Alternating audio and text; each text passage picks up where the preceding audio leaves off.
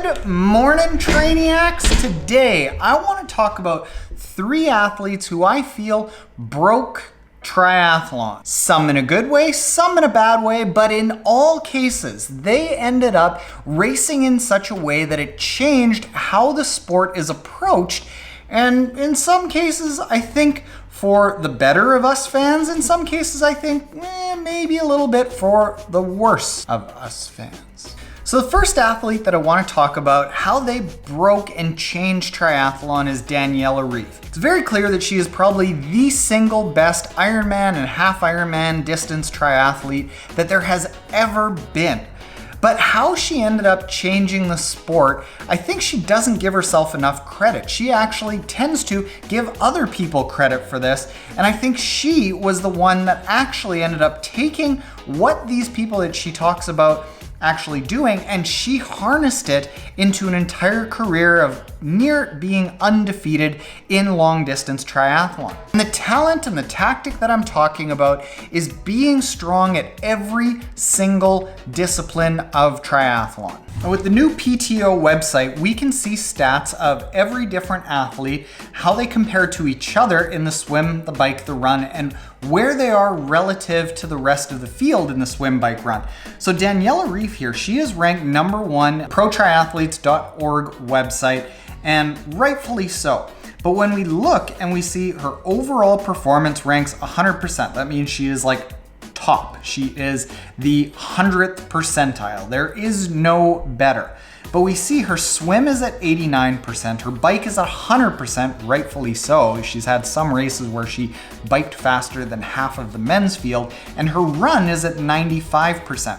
Now you might think, all right, well, she's weaker in the swim.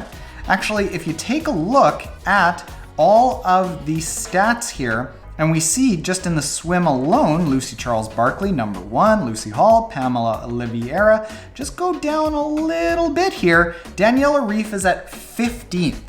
Out of, we're talking like 100 athletes here. So at 15th, forget about maybe like Lucy Charles swimming away. Daniela is still in the front pack, the main fastest pack of swimmers. On the bike, she is number 1. On the run, she is number 2. And that's something that if you look back at long distance female triathlon racing, no athlete has ever been as strong in every single discipline. You'd have athletes like Marinda Carfrae who had to run their way into the podium or to win the race. You had athletes like Chrissy Wellington who would have to bike and run because the swim wasn't there. There was always one chink in the armor, and I think that Daniela Ryf coming out and saying you have to swim in the front pack, you have to bike right up at the front of the field, and you have to run really, really well.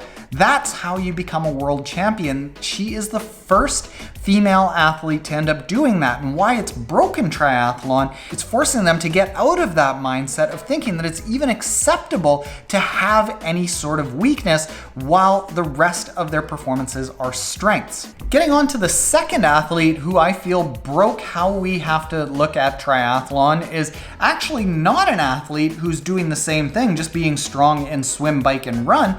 It's actually somebody who you think is the opposite of what I just said. Patrick Lange. Insert correct pronunciation of his name right now. Patrick Lange. It's close. Close? Yeah, Lange. Lange. Still no? If you look at Patrick's stats here, he's got a 90% on the swim, actually better than Daniela Ryf, a 90% on the bike, not as strong, but 97% on the run. Why I think Patrick ended up breaking the sport is not because of him doing the same thing that Daniela Ryf did, bringing a strong swim, bike, run into Ironman. I would actually confidently say that Jan Frodeno has accomplished more in long distance triathlon, and he makes a case for being the greatest of all time, where Patrick might not. Sorry, Patrick, I love you. However, what you did do was change how people approach Kona completely. Taking a look at the historical times of Ironman World Championship winners, what we see is that the finishing times tend to be, well, around 8:30, 8:10 when there was the Iron War in 1989, but 8:28, 8:18, 8:10 again. They would have the odd fast year here and there, 8:07 by Mark Allen, but then back to 8:20, 8:04. It kind of bounced up and down depending on the conditions of the year. But then we go down to the last few years here where we start seeing Jan Frodeno and Patrick Lange start duking it out. Now, we were there in 2016 and that was a fairly easy year getting the 8:06. But then Patrick Lange went 8:01, 7:52.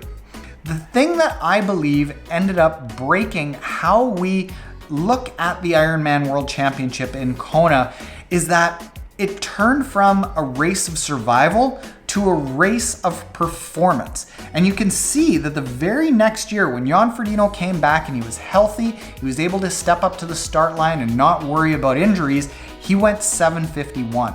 And I believe the reason that he did this is because there was a huge shift in the mindset of athletes thinking, you know what? Kona isn't a race that we can just win by surviving, being the person that slows down the least. It's a race that to win, we have to race it. We have to attack it. We have to be ready to swim in the front pack, to be close to the front coming off the bike. And then we have to be able to put out a really fast run. Not a shuffle, not a run where you slow down the least relative to your field, but an actual run. And that's what Patrick Lange was able to do. He was able to go in and run that as if it was a race that wasn't being done in 100-degree Fahrenheit heat with the asphalt just baking the soles of your feet. And well, yes, I admit that we've got Jan Frodeno on the podium here more, and Jan Frodeno has won half Ironman World Championships. He wasn't necessarily the first to change how we look at the most major race in our sport, where I feel that Patrick Lange was. I think it's incredible to start seeing these superhuman performances where athletes are doing something that we never thought possible and making the rest of the field catch up and chase them. Now, where I think someone who actually broke the sport and made it perhaps less interesting because of their good performance is in the third athlete, and that athlete was so dominant that I think it actually ended up changing the dynamics of the race, maybe for the worse. Now, this is not a knock against Alistair Brownlee.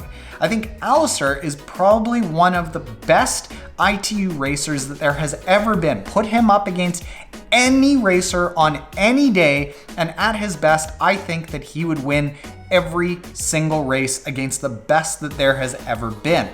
But when we look at what he did to the sport, it ended up making it kind of hard to watch because everyone realizes that they can't miss the big bike pack, so they get themselves strong enough to swim at the front.